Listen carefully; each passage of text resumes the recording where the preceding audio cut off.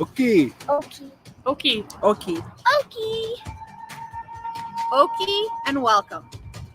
We acknowledge that we're gathered on the land of the Blackfoot people of the Canadian Plains. We pay respect to the Blackfoot people's past, present, And future. We recognize the thousands of Indigenous peoples From many diverse nations, call after home. including members of the Blackfoot Confederacy, Of the six gates of the beat. Akana, Siksika, I'm Scoppy people. as well as other First Nations, Métis, and Inuit peoples. We respect Indigenous people's cultural heritage. beliefs. truth And relationship to the land. that stretches back in time. We will not blink at history. We will not blink at history. And we will learn from it. Okie is an invitation. A step forward. in Blackfoot, Oki means hello. Oki means hello. Hello. Okay. Okie. Okay. Okay. And welcome to the lands of the Blackfoot people. Okay, and welcome to the Acapella Singing Therapy Show. Oh, I'm a Nippequan from Sikokatoke, and I'm here to sing some songs, and I hope I sing something that makes you smile or laugh. That would be lovely. So, I have a special... Wait a minute, where's my little... There it is. All right. I have a special little kind of a show tonight. I think I'm introducing a new genre is what I think I'm doing. Oh, hang on. Didn't quite get this done. All right, there we go. All right, so I don't think there's this kind of thing that exists right now until right this moment. I think. We'll see. If you know of a different way that this has been done, I would love to hear it.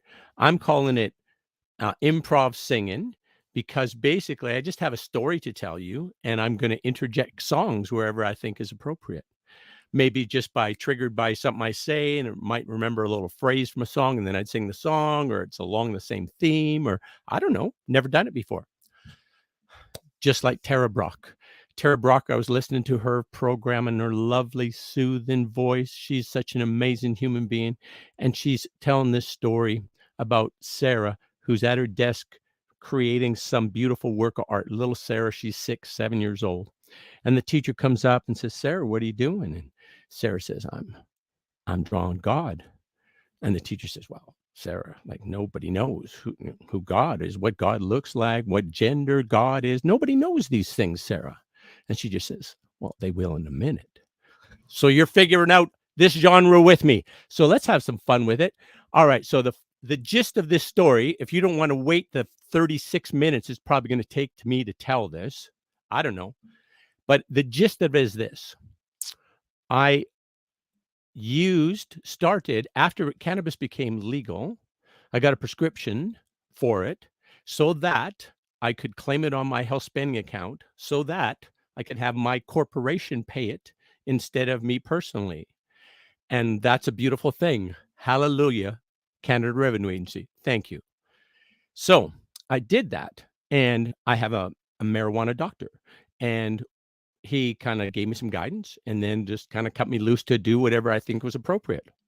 And I'm sort of a person, maybe you're the same, that if I think a little is good, then a lot must be better.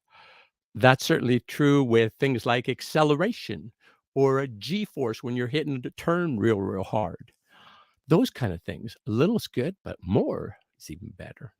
Speaking of that, I actually have, I guess my first kick at this genre, I'm going to call it that, is on, I did it one time, and it's a story about my love affair with a car, and that love affair, the car and I expire at the same moment in time. And that's what the story tells.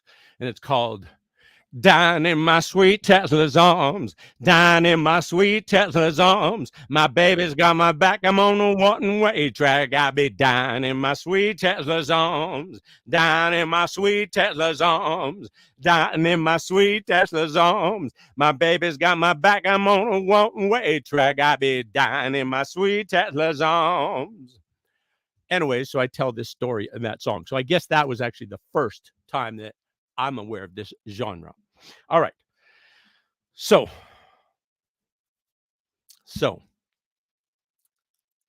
in retrospect, I realized that there were some great advantages of using cannabis oil. Didn't like the smoking and all that. Just the oil was very, very nice, and you can kind of figure out how it works and when it's going to work and what's the right amount. Oh, yeah, very, very pleasant. No coughing or smoke in it, nothing like that. So you figure out the right dose on your own kind of thing, pretty much. And then, you kind of don't count for the tolerance to build. And so over time, I just started taking a little bit more, and then that went on for quite a while, and everything went quite good. I had a lot better body awareness. And with that better body awareness, I started treating my body a lot better. And in that process of treating it better, I just started kind of connecting with it better. And in retrospect, I was applying somatic experiencing is what I was doing. A closely related concept is Dr. Stephen Porges' work about the vagus nerve and the polyvagal response. I am, in essence, creating a ventral vagus response that puts me in a really healing state, a really relaxed, enjoyable healing state. And in that state, then you can repair most everything. I found that I could not repair my knee that I blew out when I was 17 years old. But my knee, I think I broke it, cracked it, did something because my leg is kind of like this. But I didn't go to a doctor. No. I just drank more alcohol and walked it off. That wasn't probably a good decision.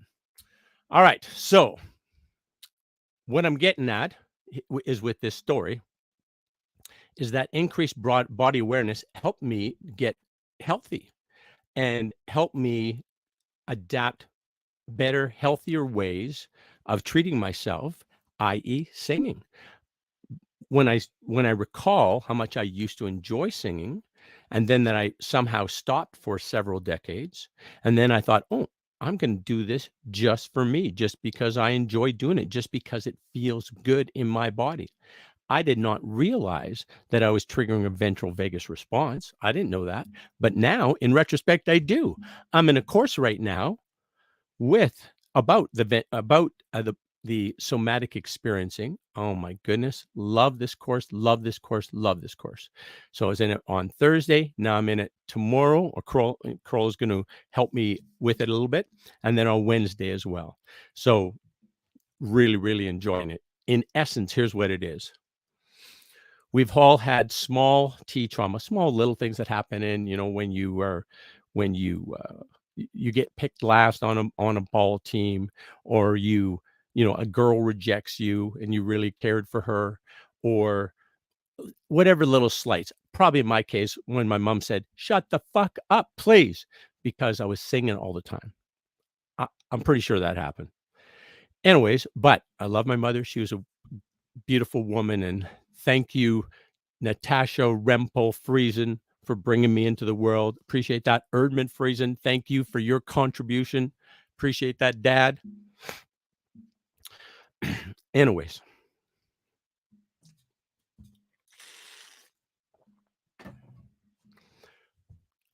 How I'm going to clear this up later on, or bring this together, is that I was going to kind of use where I was a little bit maybe foggy on some detail things, but now I can see clearly now the rain has gone. All of them dark feelings have disappeared. Here is that rainbow I've been praying for. Gonna be a bright, sunshining day. Gonna be a bright, sunshining day. I think I can make it now. The pain has gone. All of them dark feelings have disappeared. Oh, here is that rainbow I've been praying for. Gonna be a bright, sunshining day. Gonna be a bright, sunshining day.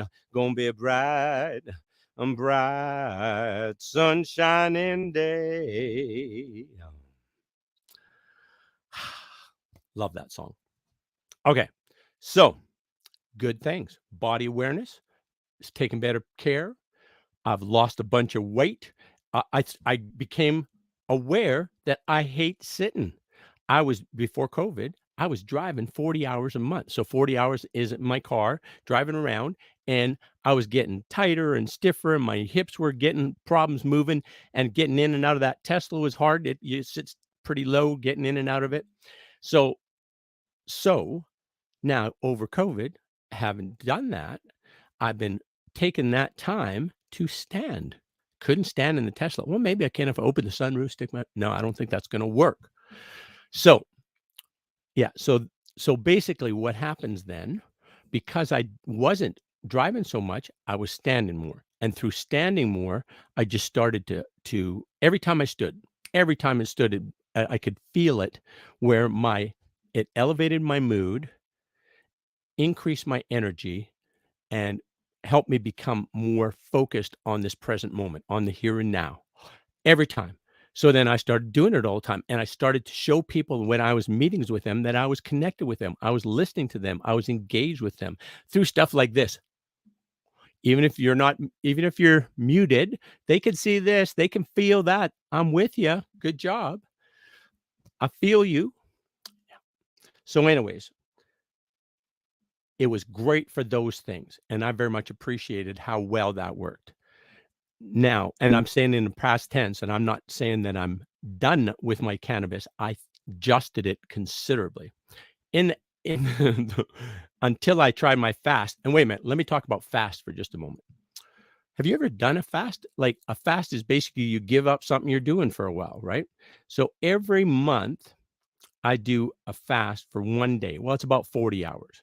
Usually it's from Saturday night. Yeah. Last meal on Saturday night through Sunday, and then start eating again on Monday morning. And that Sunday, I make it kind of a quiet day. I'm not real active, that kind of thing. Drink a lot of water, rest quite a bit, that sort of deal. And it's a reset for my stomach, reset for my microbiome. And then when I start to introduce food, I'm always more considerate about what's going in my body. I'm always thinking about, hey, you have a fresh start right now. How about choosing the best for this body temple of yours? How about choosing those foods that are nutrient dense and rich in nutrients and low in calories and high in fiber? How about choosing those foods? Because my body really enjoys those. And then as you do that, oh my goodness, you just feel better and better, and things start moving better and better, and your thoughts come clearer and clearer, and your memory starts working better. It's pretty amazing. Anyways, I did that. I Can See Clearly song, but now I'm going to tell you one that makes me think of my bride Corolla, because every time, the first time that I saw her, that's what I'm trying to say. The first time that I saw her, she took my breath away. But first, I'm going to have some water. I tiptoed in our room. I know you got to have your rest. You say, come lay beside me. I've been waiting since you left. Oh, you're sweet to me. Must be the luckiest man alive. And did I tell you, baby, you are the joy of my life. The first time that I saw you, oh, you took my breath away. I might not get to heaven, but I walk with an angel that day. You take me by the hand. I am the luckiest man alive. And did I tell you, baby, you are the joy of my life? And did I tell you, baby, you are the joy of my life? Or some may have their riches, some may have their worldly fame. Long as I have you, Lord, I treasure each and every day. You take me by the hand. I am the luckiest man alive. And did I tell you, baby, you are the joy of my life? And did I tell you, baby, you are the joy of my life? And did I tell you, baby, you are the joy of my life? Love that song. I heard it from John Fogerty, I think, but there's been a bunch of people who did it. So, but was the whole cannabis journey, was there any pitfalls? Yes, there was. Let me tell you. My attention to detail was less than ideal. Perhaps I was I offered a hug too easily to people who didn't want hugs. I've learned that lesson. I'm more respectful. I offer a hug. If they say no, totally fine. But I am hugging a lot more for sure. I mean, I'm going to miss Rotary tomorrow. Gosh darn it. And that's like 12 hugs when I get there. But I'll catch up the week after. It'll be okay. So, but there was also a little bit of lack of attention to detail. As an example, my bride got a call from Canada Revenue Agency. Oh, I'm not sure when that was. And they said, Mrs. Friesen, what are you going to do about this $29,964 tax bill? Do you want to pay in installments? And she was on the speakerphone, and then she looked up at her husband, who does the tax returns, and said, let me put the phone over to my husband. This is his thing. And the tax lady said, no, I can only talk to you. So anyways, the long and the short of it was, I have done my taxes myself for our little farm and my personal situation for 30, 40 years, that kind of a thing. And I do it pretty good. Maybe the attention to detail normally isn't as good as it should be, but it's pretty good. I got most of the receipts at least, or I got a way to prove them for credit card transactions and such like that. So I like my Neo card. I get a email for every transaction. Just look up that. Oh, here it is. This is the one you're looking for. So anyways, that'll be helpful for bringing records together if I need it. Long and the short of it, there was 2 forms that I filled out incorrectly. Nothing criminal. I just filled them out incorrectly.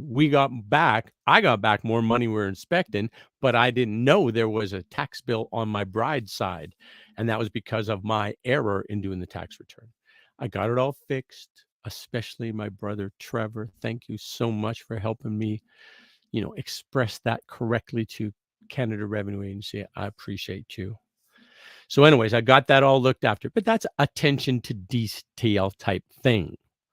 So anyways, that's good to know about that. Also, it really amped up my sexual appetite. And that was not very fair for my bride, Corolla, because we had an equilibrium before, and I probably wasn't listening when she was saying that my appetite was beyond what her interest. And I apologize for that. I got that figured out. So the long and the short of it, I told you about the fast on the food. I also had a fast on alcohol. It was not planned, but here's what happened. I was had surgery on my knee. And then the doctor noticed a lumpy on my other leg and said, what's this? And I said, I don't know. You're the doctor. And so he cut it open and looked at it, and it was osteomyelitis. And it's kind of like an infection in the bone that you have to treat, or otherwise it causes, I don't know what else, infections, cancer, some other things, bad things. So this was a rarity apparently, because he called over his intern guy, said, hey, check this out. We got one of these guys. So he said the solutions were go into the hospital for a month with an IV of antibiotics, or you can do this over 6 months as an outpatient, but you have to take like 10 of these antibiotics every day. And if you drink alcohol, they're not going to work. So I wanted to restore my health, of course. So I said, okay, no alcohol for 6 months. And I followed my antibiotic regimen, and I restored my health, and hallelujah, all good, no problem. So that's all good. So that was a fast that I didn't ask for, but I acted on when Sister Serendipity brought it my way. I said, okay, sister, I'm following you. So then we went 6 months. Sister Serendipity is the we, Sister Synchronicity, me too. We went 6 months, no alcohol. And then after 6 months, I felt better. I thought better. I had like rashes on my body that like went away, probably because I was allergic to alcohol, but I never stopped it, so I didn't know that. I started when I was 12, I guess, and then stopped age 50, something like that. But then when I did that little break, it was like, oh, this is not favorable. I don't need to do this, and this is not a good thing for me to do. So that was an amazing insight that was brought to me. Good news. So that, the fast on the food, and then this was a fast on cannabis. I was using it. Everything seemed to be going fine. No complaints. This little attention details, that's maybe kind of beat myself up about that as I should have. That was not very, if I don't have the capacity to do that detail, I got to get somebody to do that for me. So that was what happened with that. I was standing by my window one cold and cloudy day when I saw that hush come rolling for to take my mother away. Well, the circle be unbroken by and by, long by and by. There's a better home awaiting in the sky, Lord, in the sky. I said to that undertaker, please drive slow for that lady you are carrying. Lord, I hate to see her go. Will the circle be unbroken by and by, long by and by? There's a better home awaiting in the sky, Lord, in the sky, in the sky, Lord, in the sky, in the sky, Lord, in the sky.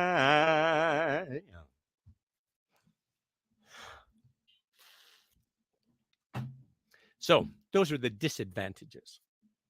Back to the advantages, though, that increased body awareness, that increased appreciation of my body, increased gratitude for this amazing body temple that I get to use for this journey.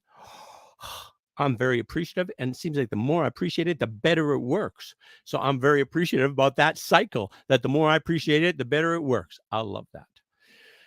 So I also, during this period of time, I gravitated to some different voices that I hadn't listened to before. Somehow they resonated with me. Somehow I was at the same energy as them now.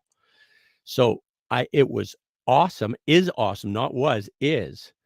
So look, Dr. Zach Bush, oh my goodness, this man is mind-blowing. He knows how to solve all the problems in the world. Like, can we just stop giving money to governments and give it to Zach and get it done? He knows what to do.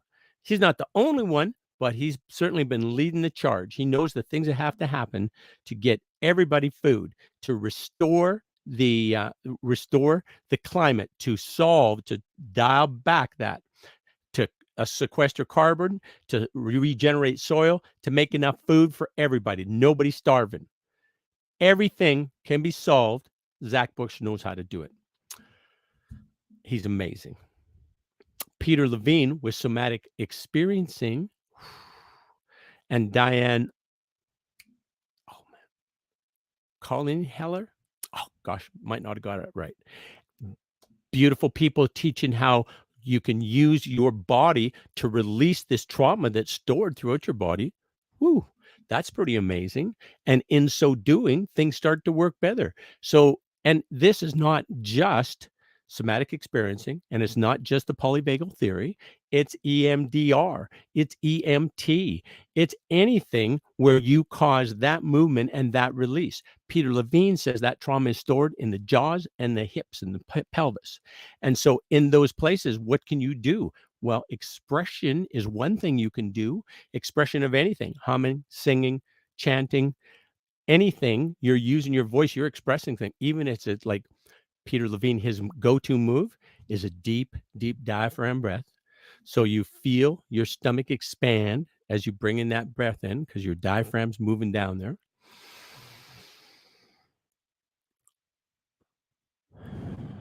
No.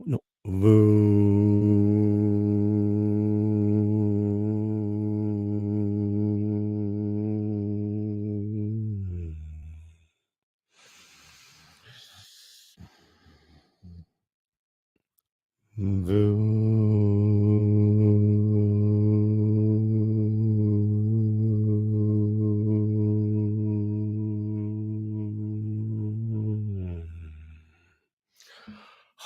my goodness.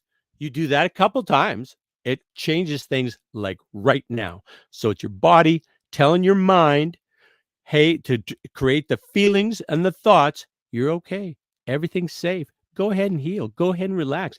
Go ahead and enjoy this beautiful beat that is happening in your chest and enjoy the miracle of breath that's entering your body. Oh my goodness. All right.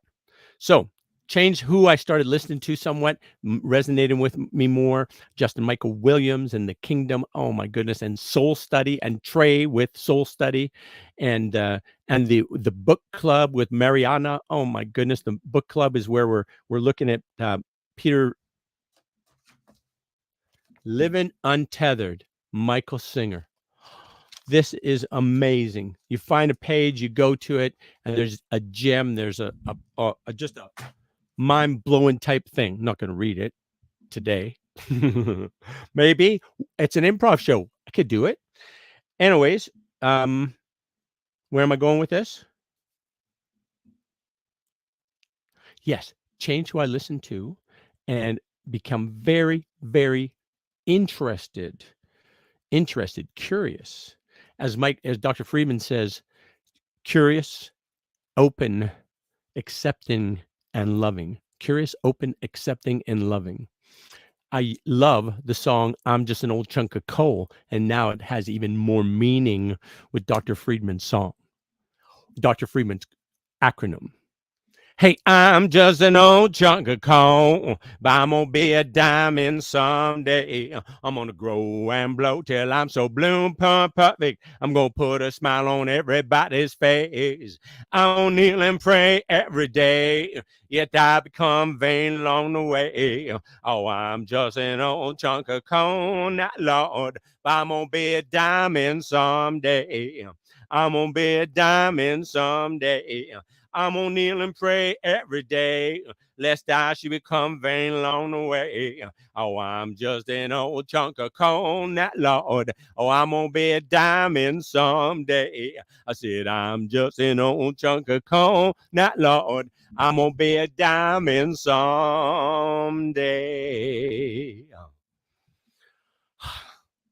So, another thing I learned is I really love comfortable clothes.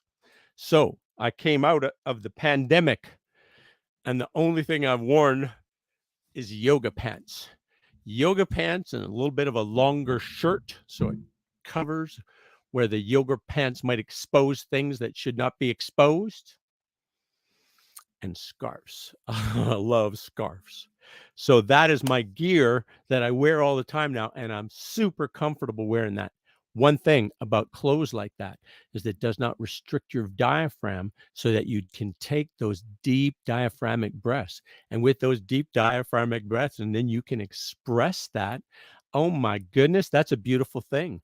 If you get into that kind of rhythm, for me, Rumi said there's 1,000 ways to kneel and kiss the earth. If you're saying this guy's preaching, he keeps on telling me what I should do, I'm not saying that. For me, and Rumi, when he said there's 1,000, there's probably 7.5 billion. But for me, singing is healing. Oh my goodness. The more I've been singing, I've been doing other things as well, the standing too. But the more I've been singing, the just more tone my body's getting and more moving freer. And it's a joy to be in this body temple. It's delightful. So I have all kinds of I have my moccasins that I like to wear bare feet in moccasins because you got fur wrapped around them bare feet. It's a beautiful thing. I like being naked a lot. And that's actually caused a little bit of controversy last Monday at the Rotary meeting. My friend Mandy DeCecco Kolobaba was doing the sergeant at arms, and she said, Alan, it's been reported that you are singing without a shirt on or topless. She said, topless. And I said, oh, Mandy, it's way worse than you suspect. I'm nude. I really like singing naked. I just adjust the camera so it just looks like my shirt's off. And that caused some controversy. There was a din. There was a few people that were chatting about that. But it was all good. It's fun. Another reason why naked is good. Again, allow that diaphragm to expand to its full extent. And also it just feels good as well. But second to that is yoga pants. Oh my goodness, yoga pants are delightful. Hey, I'm just an old chunk of coal. All right. Is that the end of my story? No. Well, it is maybe. I don't care. I'm going to say, well, I do care. I'm trying to. This is a quality improv performance here. Gosh darn it. The power of love is a curious thing. Makes one man weak, make another man sing. More than a feeling. No. Makes a hawk turn a little like dove. More than a feeling, that's the power of love. Well, don't take money, don't take fame, don't need no credit card to ride that train. It's strong and it's sudden and it's cruel sometimes, but it might just save your life. Oh, that's the power of love, the power of love. I said it don't take money, don't take fame, don't need no credit card to ride this train. It's hot, it's strong, and it's sudden, and it's cruel sometimes, but it might just save your life. That's the power of love, the power of love. The first time you feel it might make you mad. The next time you feel it might make you sad. But do be glad, baby, when you found the power of love makes the world go round. It don't take money, don't take fame, don't need no credit card to ride this train. It's strong and it's sudden and it's cruel sometimes, but it might just save your life. That's the power of love, the power of love. So, the fast. I talked about a food fast. I talked about an alcohol fast. I talked about a cannabis fast. I'm not sure exactly who helped me to the insight to say, hey, why don't you stop this for a week? But it's probably my bride Corolla who subtly suggested that it was negatively impacting our relationship 8,000 times. It probably had something to do with that, and a little bit of sister serendipity and sister synchronicity saying, hey, maybe you want to listen this time. So I am sorry, honey, for not being a better listener. I apologize. Here I am, mama, knocking on your door. And if you let me in, I swear I won't be like I was before. You see, I've been thinking about what you told me, rolling it over in my mind. And much to my surprise, I find you're absolutely right. You've been right all along. You're absolutely right, and I was wrong. You're absolutely right, and I was wrong. Now, when you let me in, mama, life's gonna be so fine. We be sitting by that fire, drinking homemade wine. We can laugh and dance and sing and play and love the night away. 'Cause, honey, you were absolutely right. You were right all along. You're absolutely right, and I was wrong. You're absolutely right. I was wrong. Oh, when you let me in, mama, life's gonna be so fine. And we be sitting by that fire, drinking homemade wine. We can laugh and dance and sing and play and love the night away. 'Cause, honey, you are absolutely right. You've been right all along. You're absolutely right, and I was wrong. You're absolutely right, and I was wrong. All right. So, whatever the motivation was for me deciding on the cannabis fast, I just stopped. So I stopped for a week, and I noticed right away my sex drive, my sexual appetite went down considerably, probably to a more reasonable level. So that was a good insight. And I didn't get like a headache or cranky or anything. Maybe I just wasn't quite as lively. I wasn't, you know, at a point where my psychiatrist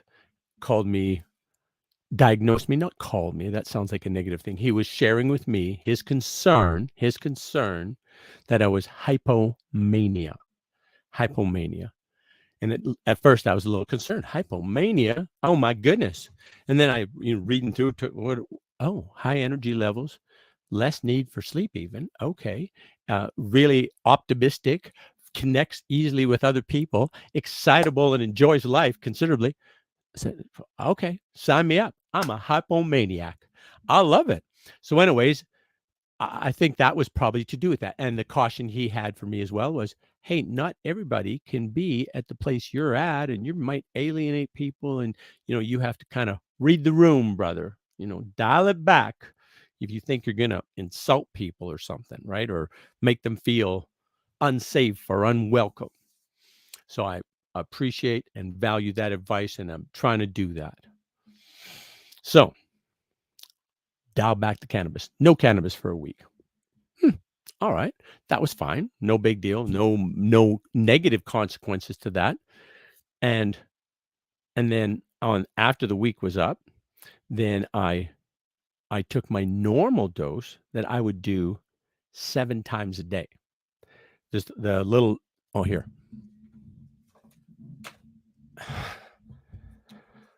This is the little clickery thing. So it's just you pull it back and it's got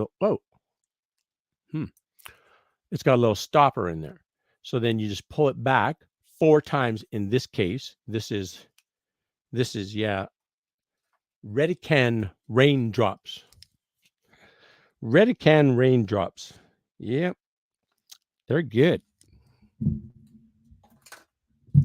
So I was doing 4 of those clicks 7 times a day. So basically in the morning, every 3 hours in the morning, every 3 hours from the morning, all through, even in the night, get up, take a pee, take a few of those.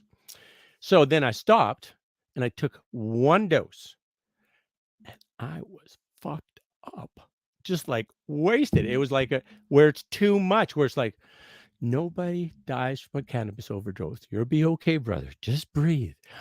Diaphragm breathe. Come on. You have to talk yourself how to breathe. I'll tell you. Anyways, so I have resumed at a much more modest, more beneficial, more optimizing level. So what are the consequences of that? Well, my attention to detail has got up considerably. That's important. Life, you need to know some details. My connection with others has perhaps got a little more appropriate. Maybe sometimes I was connecting with people who did not feel comfortable connecting. My bad. I understand. People have boundaries. People have issues. Some people don't want to be touched because it triggers them. And I don't want to be that. So that's all good things. Those are all good things. And it kind of also brought me closer to my bride, the amazing Corolla, because now I realized that I was treating her unfair. And I'm with her 42 years. We've been together 40 years. This December is when our wedding anniversary. We had 42 years. And so I told her that, honey, you're going to be with me. And at some point in our marriage, over this until my life ends, September 15th, 2075 at 2:05 p.m., until that date, there's going to be a general improvement in our marriage and your how you feel. And then you're just going to feel when I die, I have my glass on, there's nothing that I'm reading. When I die, that you'll say, that man was an amazing husband. I think I can pull it off. From now until 2075, I'm pretty sure I can do it. So anyways, that's my plan. I think I have a renewed sense of creativity and a renewed sense of optimism that has come because I dial back now considerably on my cannabis consumption. I take it just in the evening so I can come here and sing songs. And why? Because I think I sound way better with a little bit of cannabis in me. Maybe it's only my ears that are affected. Maybe it's my throat. Maybe it's both. Who knows? Anyways, singing, there was where it is. Okay, singing is definitely something that is amazing for your health. Check it out. Wait a minute. I'm gonna look this up right now and share this with you. The ventral vagus response can be triggered in many different ways: meditation, singing, chanting, yoga or tai chi, positive social relationships, deep, slow breathing, laughter, massage or self-myofascial release, laying down, gargling, or stimulating the gag reflex, a Valsalva maneuver. I'll look that up. I don't quite understand. Chewing gum, sun exposure. Anyways, a whole bunch of ways. You can do them all, or you can just do one, or you can do several. I love singing. In the process of singing, I have restored my health to way better than it should be at my age, I think. When I look around at other people and their challenges they're having with their health, and that's not being judgy, that's just a fact. Some people have really tough things happen in their health, and they're taking drugs that are making them feel crappy and making them not even kind of be themselves, right? Singing been around for tens of thousands of years. Singing and dancing, or singing just in movement, doesn't even have to be dancing. It could be that Sufi style dancing, that lovely Banashi. Oh my goodness, she's amazing. She does the twirling, the dervish twirling. She's from Iran. She's just so beautiful and graceful and incredible. Could be that kind of dancing, but it could be a whole bunch of different ways. Dr. Bruce Perry, who wrote the book The Boy Who Was Raised as a Dog, had all of these situations of tragic, terrible things that happened to these kiddos, and then he, using his neurosequential model, would discover what level, at what point in the brain development did it get interrupted, and what is likely missing, and how do we give these child these bits, and in so doing then restore their functionality and restore their chances for a great life. And in all but one, he was amazingly successful. And just this empathetic listening that he does, and his ability to kind of understand at what points the brain didn't develop. But two of his go-to things, two of everybody's go-to things, Dr. Bessel van der Kolk, Dr. Gabor Mate, Dr. Stephen Porges, Dr. Bruce Lipton, a bunch of them. Dr. Zach Bush, I'm sure Zach Bush understands, appreciates the value of singing. I know he appreciates a hug.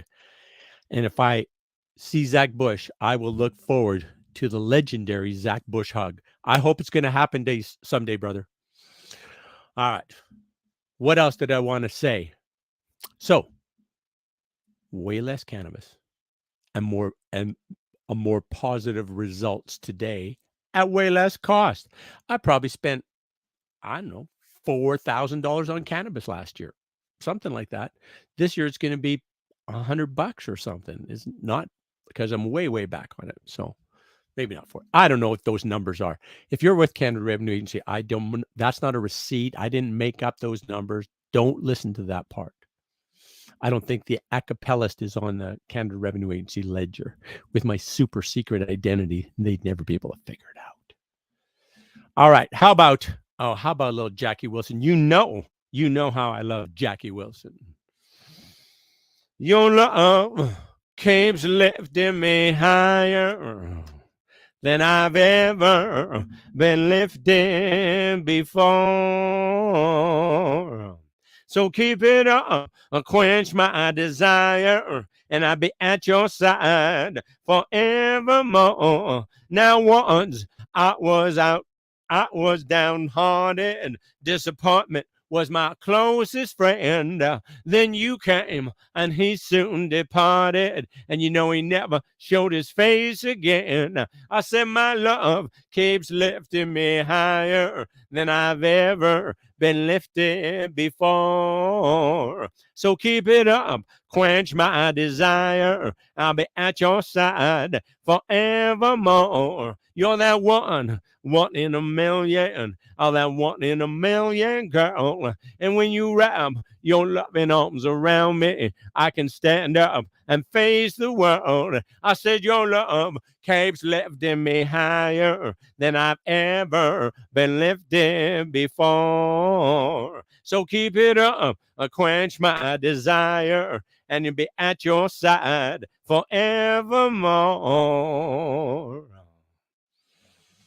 Jackie Wilson. Just a kiss, just a smile. Hold my hand, baby, just a little while. That's all I need. That's all I need. And I'll be satisfied. That's all I need. That's all I need. And I'll be satisfied. A true love came to me when I met you. True love means that I won't forget you. When I'm with you, I feel life is worth living. Love is so forgiving. Just a kiss, baby, just a smile. Hold my hand for just a little while. That's all I need. That's all I need. And I'll be satisfied. That's all I need. That's all I need. And I'll be satisfied. A true love came to me when I met you. True love means that I won't forget you. When I'm with you, I feel life is worth living. Love is so forgiving. Just a kiss, baby, just a smile. Hold my hands for just a little while. That's all I need. That's all I need. And I'll be satisfied. That's all I need. That's all I need. And I'll be satisfied. How many times? I'm going to start that over. I'm going to have a sip of water first, too.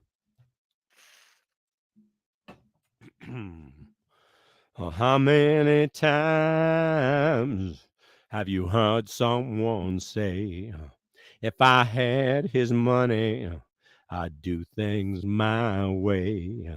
But little they know that it's so hard to find one rich man intend with a satisfied mind. Money can't buy back your youth when you're old, or a friend when you're lonely, or love that's grown cold. The wealthiest person is a pauper at times compared to the man with a satisfied mind, compared to the man with a satisfied mind. When my life is over and my days have worn down, my friends and my loved ones, I'll leave them somehow. But little they know when it's their turn to. I'm making up words now. How's this song go? When my life is over and my days are through,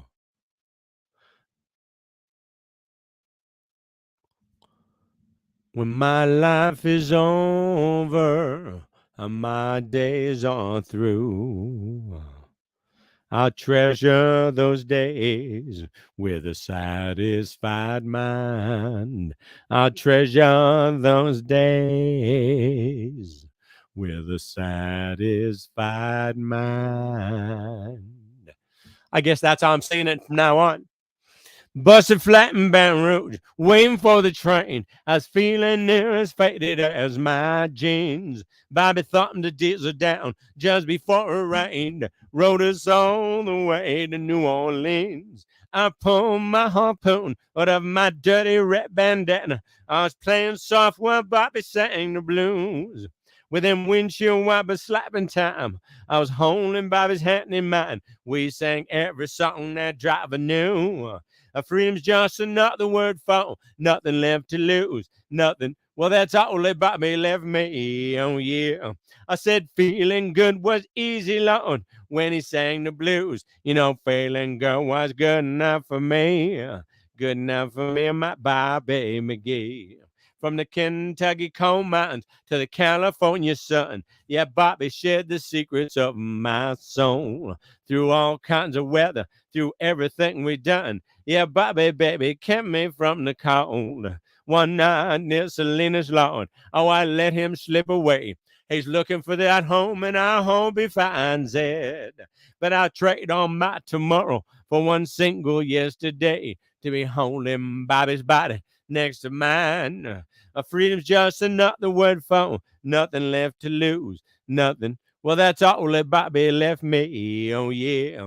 I said feeling good was easy, Lord, when he sang the blues. You know, feeling good was good enough for me, good enough for me and my Bobby McGee. I said feeling good was good enough for me, good enough for me and my Bobby McGee. All right. Well, I'm not sure how long I've been singing here, but let me just check into that. 51 minutes, I see. Well, I think that can pretty much conclude my story. Let me sum it up. Let me sum it up, shall we? I have a tendency to think if a little is good, then you should do more of anything. I am trying to correct, temper that belief. There's some things I'm not going to give up.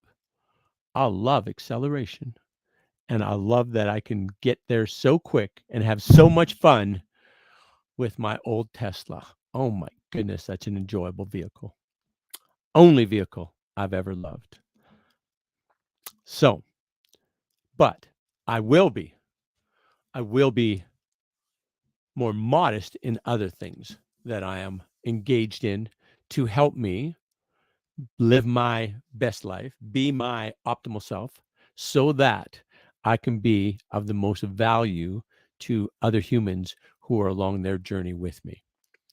I know we are all connected. I know that the heartbeat in me is the same, comes from the same source as the heartbeat in you. I know the breath that I receive, that miracle of breath, is the same miracle of breath you have, you enjoy wherever you are. And that is our connection, that we are together.